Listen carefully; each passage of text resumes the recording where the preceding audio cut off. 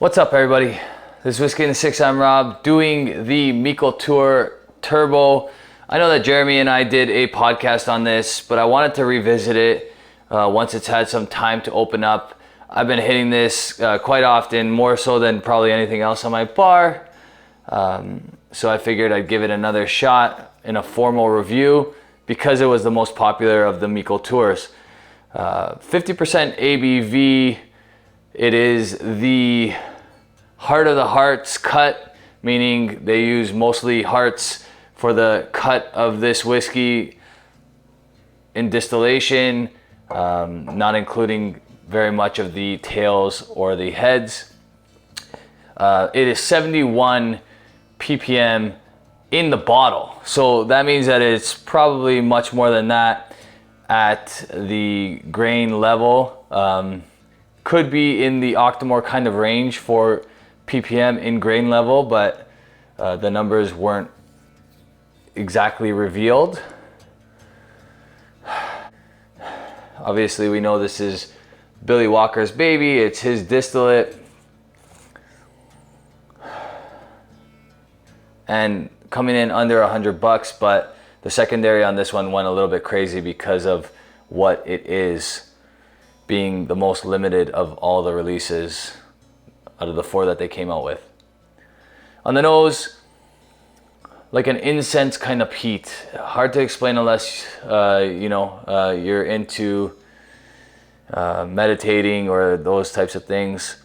If you're Christian or Catholic and there's incense in church, that's kind of the nose I get. Almost like a burning sandalwood with like chive spice. Really, really nice. Then you definitely get that oak from the virgin oak, like a little bit of a caramel. There's some like nuttiness from like the sherry influence, I think. Like burnt hazelnuts. Really nice on the nose. Sweetness for sure. Maybe like a touch of black licorice, but not a lot.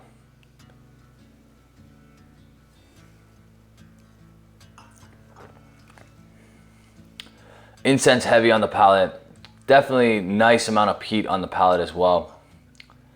Really, really nice amount of peat on the palate.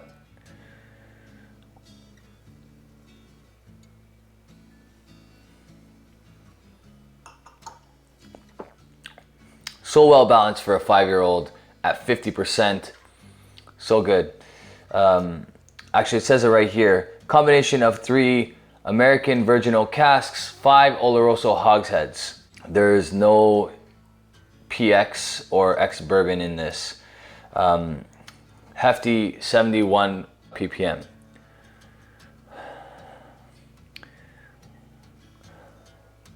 It says tasting notes are intense peat, honey, mocha, followed by smoked spices, roasted chestnuts, and charred oak. I do get quite a bit of that actually.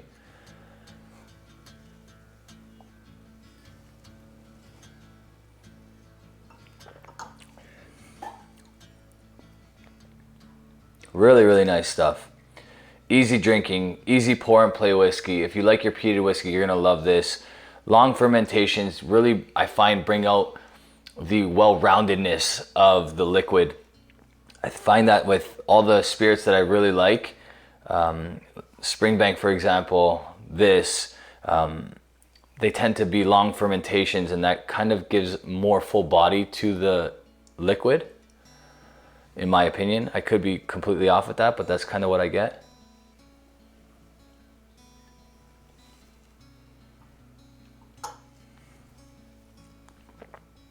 Under $100, you cannot go wrong with this stuff. The other ones are great too, don't get me wrong. The sherry one opened up a lot, really, really nice. The Chinkapin is really nice as well. I haven't had a chance to try the original, but I've heard from many people saying that that's the best one. This was my favorite when we did the side-by-side.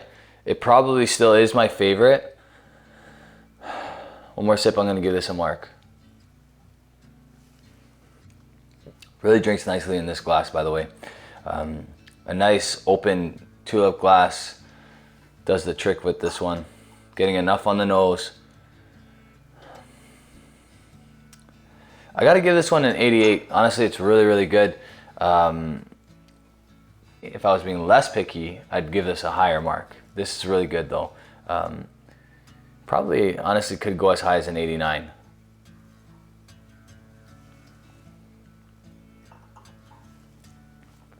Packs a punch, full of flavor, easy replacement for, you know, your Ardbeg 5 or even 10. Definitely more going on with this whiskey than those. Around the same price, if not a little cheaper.